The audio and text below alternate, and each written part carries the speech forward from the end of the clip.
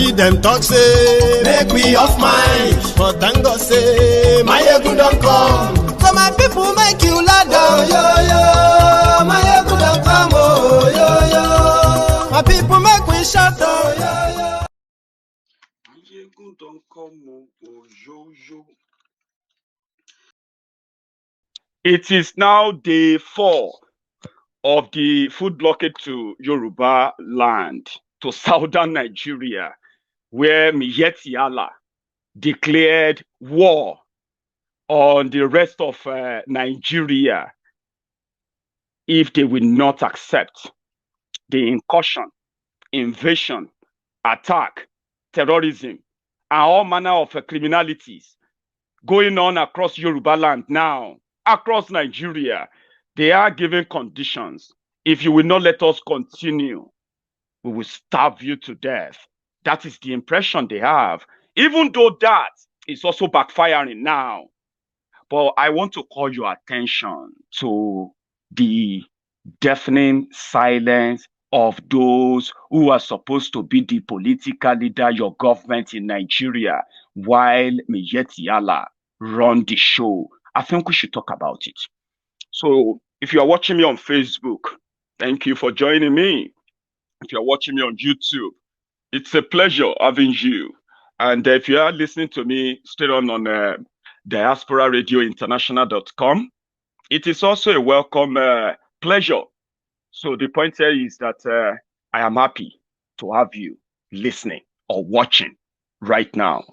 You see, Nigeria, we have, I keep saying that Nigeria is at the tip of a cliff and is about to roll over the cliff. And by the time the the impact is felt, when something rolls from the hill, right, or from the cliff, and then the impact hit the ground, bam! That is what everybody is waiting for now.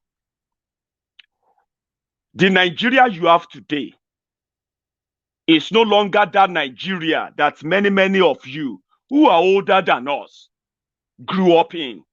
You see, that Nigeria, they told you that there's this one Nigeria, this unity, this greater Nigeria. That Nigeria is gone.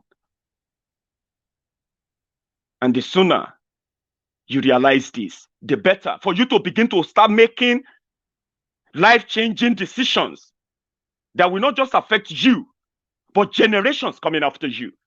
Because that Nigeria of old is gone. The Nigeria you have right now is worse than Afghanistan, than Syria, than Iraq, and every other horrible places you have been reading news of terrorism from for the past decade. That your Nigeria is worse than that. Now, you have, there was a time Taliban were in government in Afghanistan, and that allowed the spread, the comfortability for terrorism in that part of the world. Nigeria is comfortable with killer herdsmen, Nigeria government, and they have taken over the government of Nigeria. But the difference between Nigeria and Afghanistan or Syria is that Nigeria is not a country. Nigeria is conglomeration of forceful marriage, where people don't even talk. They don't understand themselves. But people speak on their behalf because they claim to represent them in the project Nigeria. So, turning Nigeria, or even if, now that they are Fulani terrorists in charge of government in Nigeria, they can only be in government of they can only be in charge of that government. And as much as the government is a terrorist government, the legitimacy of the government only binds on those that obeys their terrorist laws, because that's what Nigeria is now. You may not know, but will make you understand. Pay attention to their silence. That an organization that doesn't grow food, or an organization that claims to represent cow herders, Fulani herdsmen. Let's be diplomatic now. That's what Maiyegun claimed to represent and speak for. They speak for Fulani herdsmen, which we know as Fulani armed herdsmen, Fulani terrorists, terrorizing every part of Nigeria, not secretly anymore, in the open. Gone are the days when many of you will say, Maiyegun, stop saying all of these things. You are just making all these things up. Gone are those days. You can no longer face me one-on-one now and say, Maiyegun, your government is not supporting terrorists or paying terrorists, because I've got proofs, endless proofs, which you also have, I believe. So therefore, when the government of your country, in a forceful conglomeration, this amalgamation of a thing, say we have to respect the wish and the will of Fulani killers, don't talk like that. Don't say it like that. Don't let us all criminalize Fulanis. We are not stupid. We know the killers. We know their identities. And we know those who are hating them. So we are not stupid. That you are a Fulani man in Lagos doing your legitimate business does not give that same blanket respect to the killer herdsmen in our forest. And then you turn around to say, oh, we are just hating you because you are Fulani. No, we are not hating you.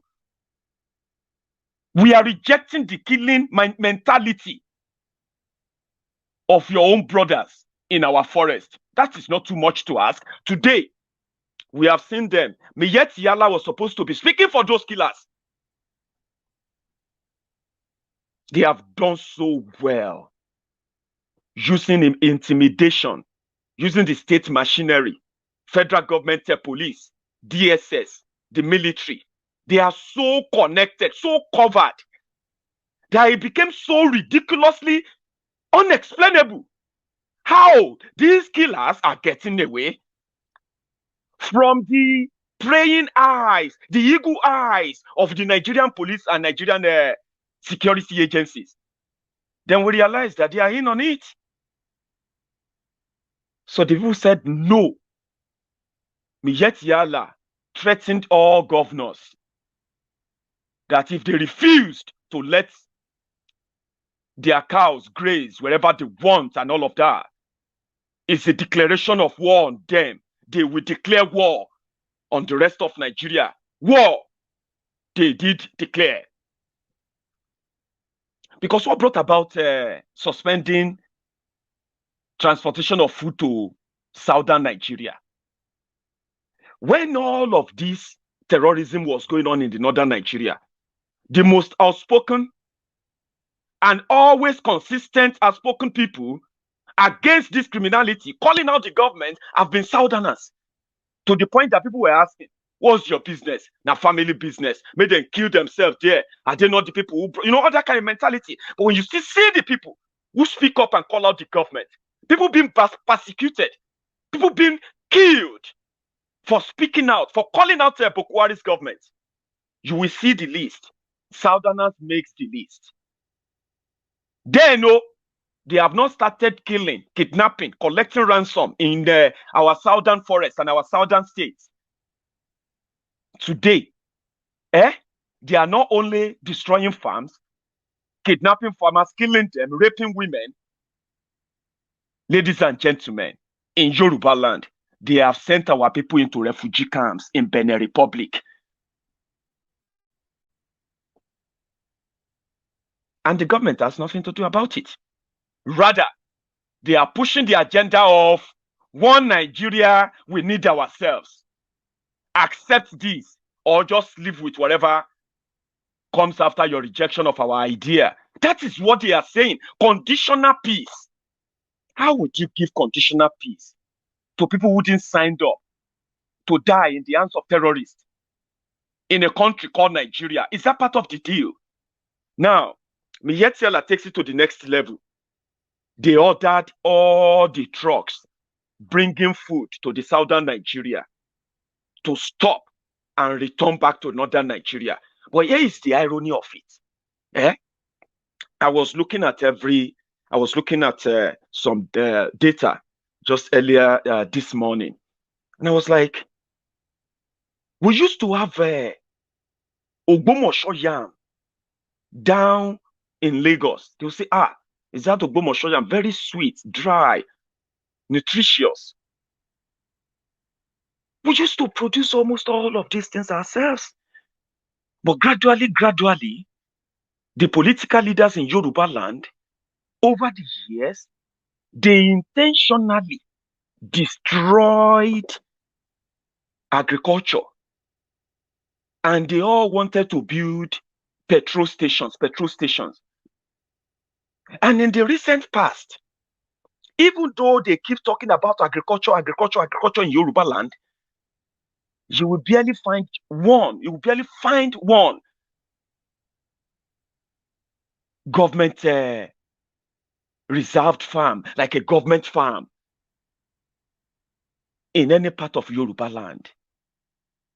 Lagos State, which has Ikorodu, which has Epe axis, with loads and lots of farmland, they couldn't find anywhere, not even outside Lagos, in Yoruba land, to build agriculture, to feed our people, and possibly feed the rest of Nigeria. For 22 years, they did nothing. Lagos State had to go to Kebbi under Ambody. We didn't know that it was actually just for political gimmick. What happened? They started what they called Lake Rice. Remember that? Lake Rice. That is Lagos Kebbi Rice. They used that before 2019 election. I don't know if you are still eating that Lake Rice now. So then I sat there, I was like, Yorubas have been given opportunities to criminals, self-centered people, selfish individuals who paid no goddamn attention or care to what will become of Yoruba land. If something should truncate what they are relying on, like food, that we grow up unable to farm anymore. Not that we are unable to farm, by the way. It's just that our people never receive any support, any tangible, sustainable support from their government, PDP, APC, in Yoruba land for the past 21 years. But what they could give to us is insecurity. The little number of people who continue to cultivate and grow food in Yoruba land at very, very limited small scales, including those who are also withdrawing their life savings, investing in agriculture in Yoruba land, then boom, Boko Haram happened. Tifnumbu went to make a deal with the devil and drag the entire Yoruba into it. Now, including those who didn't support him, at least it is on record. If you have to use your 2015 election results, it is on record that 48% of Yorubas, that is those who they managed to force to vote for them, PDP and APC, 48% Yorubas didn't vote for Boko Haram. That means 48% Yorubas disagreed. If you probe the 52% that voted for Boko Haram in Yoruba land, you will see the numbers of the inflated and fake votes, which might mounted up to make Boko Haram your president. But it doesn't really matter anymore, does it? Because now the entire Yoruba has been dragged into the consequences of that agreement in 2015. Whether you like it or not, yes, we have been dragged into it. In your own private life, you invested millions of money, millions of naira into agriculture.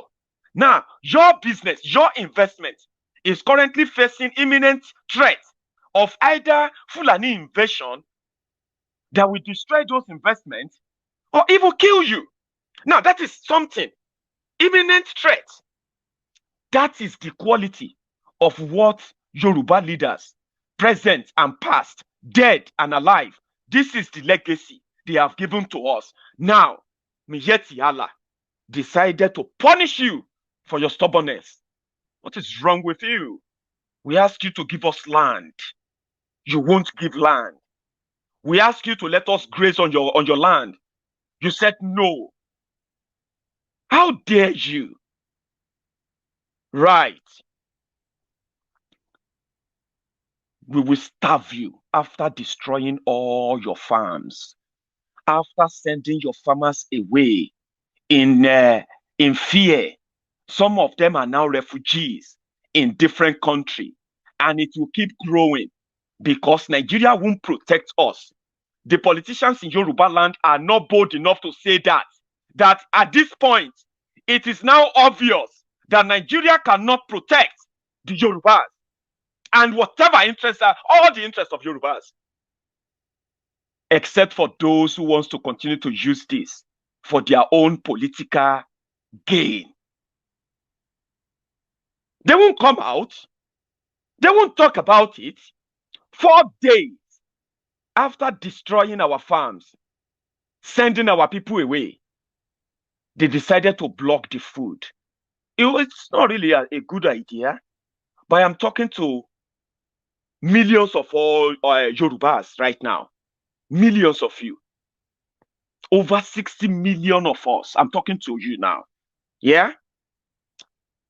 That the region or the people, especially Miyetiala, who are cow herders and have the power to truncate or alter the food chain in Nigeria as a declaration of war to force you or your government to agree with them on whatever demand they are asking for. I don't know. They said they need 470 billion naira. I don't know who's going to pay that. Maybe you didn't know that too. They want 470 billion before they can allow you to be able to buy tomato again. They will force your government. That is the plan. But they are quiet. Is that not shocking? Is that not in any way? Do you not feel somehow? Like, how come it's so difficult, even if they have already failed at this point, to come out and say, obviously something is not right? It is not right. The presidency, the Bokwari, have you noticed that they are just quiet now? Like it's absolute nothing. Over 20 billion naira have been lost by the farmers and the traders who always bring all these goods down south. Yeah? The government is keeping quiet. The basket of tomato that you have to pay 4,000, 10,000 for in Lagos, a bag of tomato, they are selling them for 700 naira. In Sokoto, in Kano, everywhere now. They are even like packing and giving people. Miyetiala, cow herders, they have that power. They have that power. The government doesn't even have. Governors don't have. And you still think everything is all right. Let me take you a bit, just like a break. I'll take you through to, what do you call it, to a market that those who couldn't bring their food down to south, they have to go and sell them cheaply or else, because they are perishable goods. They are. They will all rotting away in few days anyway. No storage facility, no nothing. Terrorists. Apart from them negotiating for terrorists, it is the same Miyetti Alau that is the national negotiator for the terrorists in northern Nigeria. When they kidnap Kankara boys, they have to involve the Miyetti Allah to negotiate with the terrorists. No one was arrested. No one was prosecuted. That's it. Money exchange hands. Boom. I didn't know that Miyetti Allah has such power. Now you should know. Okay? Watch this.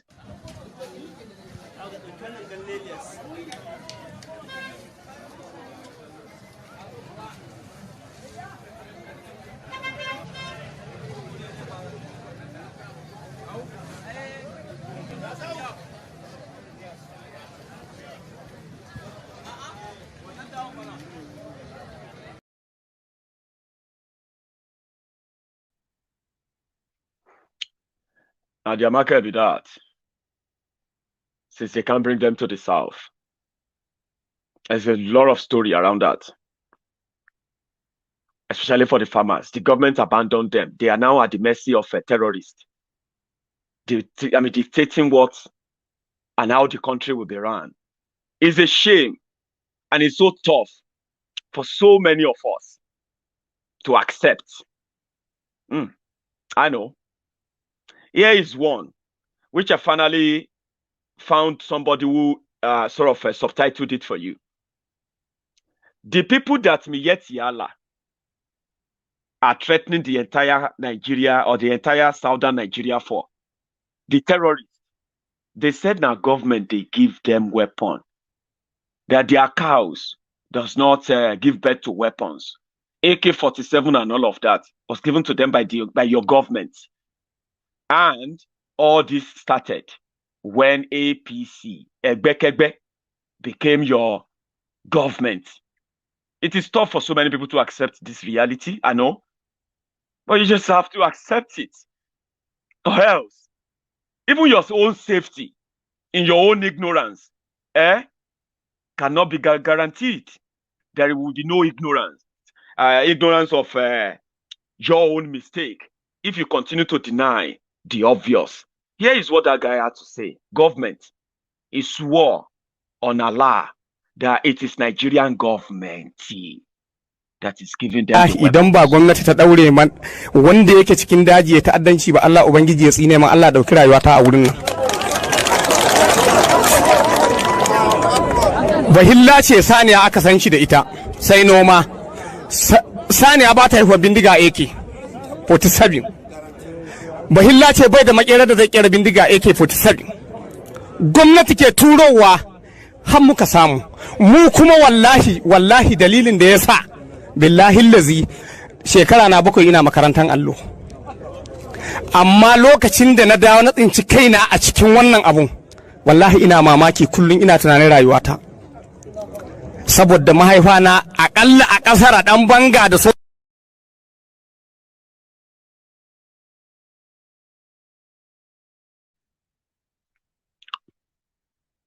It is the government. And who is the government? The agent of death who wants to make more money by spilling the blood of whoever stands in their way. All of this whole thing is connected. And you want those who are speaking for millions of people in Yoruba land to leave all this political correctness aside and face it. State governors are paying ransom to the terrorists. They are celebrating them. These terrorists continue to kidnap school children, continue to kill and destroy people's lives. Hello.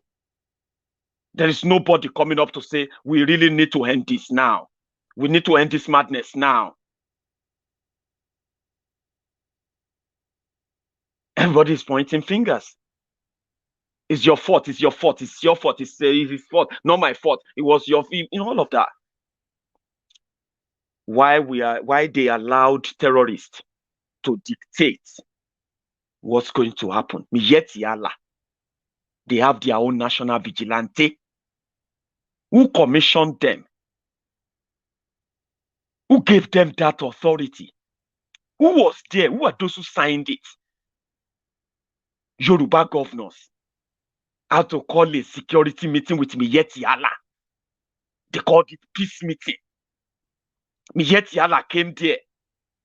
No single farmer from Yoruba land who has been a victim of Fulani terrorism and destruction of his farms was invited. No single royal father, a king or a baale from all the places where attacks have taken place on record. Yoruba governors went into a meeting with the killers. They came out of that meeting and they handed them the license to kill Yorubas more. What is that license? In Akure, Yoruba governors like Fayemi, Fayemi Akeredolu, Seyi Makinde, that Dodoyo in Osun, that Tifnumbu's cousin, what is his name again? Boyega Isiaka, yeah. I mean, no, not Boyega Isiaka, something like that. Something Boyega. Oyetola. I like to call him Mumu or Detola. They went to Akure in the face of the crisis. They went to Akure to go and make deals with killers who came with their own governors from other parts of Nigeria to boost their morale, to boost their delegation. And they got what they wanted. Yoruba governors they handed them the license to kill. They said Miyetti Allah will now be included in the security patrol, the local security patrol all across Yoruba land. Miyetti Allah will now be part and parcel of Amotekun, and they will both be patrolling to identify the killer herdsmen. Yoruba has rejected that, same way we rejected Ruga. Oshibajo is missing. Even if to say they will kill him if he say the truth now, is it not time for somebody like Oshibajo, who they claim it comes from Ikene in Ogun State, to come out now and speak and say, well, let us be honest. This government cannot protect Yoruba. And the issue is a pastor, Abi. He should come out and be honest in his own Christ mind. Tell truth to Yorubas and not look away for Yorubas to be slaughtered. Same way, Boko Haram, the breeding mannequin, lifeless mannequin, is looking away when Katsina, even Daura, where Buhari comes from, these criminals that are now collecting amnesty, collecting billions of money, brandishing different kinds of guns, and they also enjoy immunity from arrest and prosecution. They kidnapped the head of Daura. Do you think that should take a news media to report before Buhari knows that it is so close to home? But Buhari is a dead, lifeless, breathing mannequin. Oshibajo is expected to be a professor, educated, but it's a lie. He is not educated. He is only a bookworm, somebody who learn how to read and write, and cram, and use that cramming for criminal purposes. How can what greater crime there is than you to watch your people helplessly being slaughtered, turned to refugees, while you have the power, all the power, to protect them, but you failed to protect them. You even failed to acknowledge their misery, their problems. You bring up flowery speeches that makes it look like the problem is not a real problem, but the way people are reacting to the problem, using different grammars to disguise and distract and manipulate the people to undermine the danger that they are facing. Boko Haram looked away for Katsina. In Katsina State, people are saving money. Well, they call it ransom accounts. In case if any member of your family is kidnapped, you don't call the police. You don't call the military. You don't call the governor. You shouldn't call the president. Just go to your savings, make a withdrawal, pay the ransom, and get your family member in peace. This is the operation in Daura. They kidnapped the head of Daura, who happened to be in-law to Buhari. Can you beat that? They kidnapped Buhari's in-law. They killed people around him. Guess what? They had to pay ransom to get him freed. Those who did that continue to live, negotiate, and collect ransom, even from government. So Buhari can't protect his own people. If you go to Cameroon now, you will see hundreds of thousands of Nigerians who are running away. Sorry, what am I even saying? Who ran away from Fulani jihadists in Daura, in Katsina. They are now living as refugees in Cameroon. That is where Buhari comes from. Still them talk say, make we off mind. But thank God say, Maiyegun don't come. So my people make you ladder. Oh, yo, yo, Maiyegun don't come. Oh, yo, yo. My people make we shout. Oh, yo, yo. Maiyegun don't come. Oh, yo, yo.